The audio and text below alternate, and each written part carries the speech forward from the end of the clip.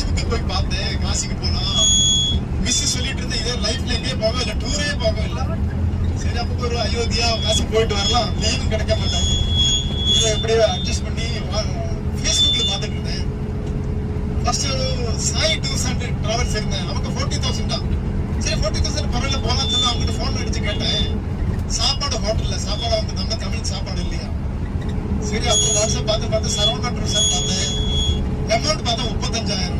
அவர் phone அடிச்சு கேட்டேன், சாப்பாடு கூட கொடுக்குறாங்களா, தமிழ் ஆளுங்க வந்து சமைச்சு கொடுக்குறாங்களா. சரி கொஞ்சம் சந்தேகமா இருந்தா 30,000 அனுப்பி விட்டுட்டாங்க. போட்ட பார்த்துக்கலாம் அப்புறம் அனுப்பி விட்டேன். டிக்கெட் கேட்டா டிக்கெட் இல்லைன்றாரு. சரி அதெல்லாம் கேட்டேன்.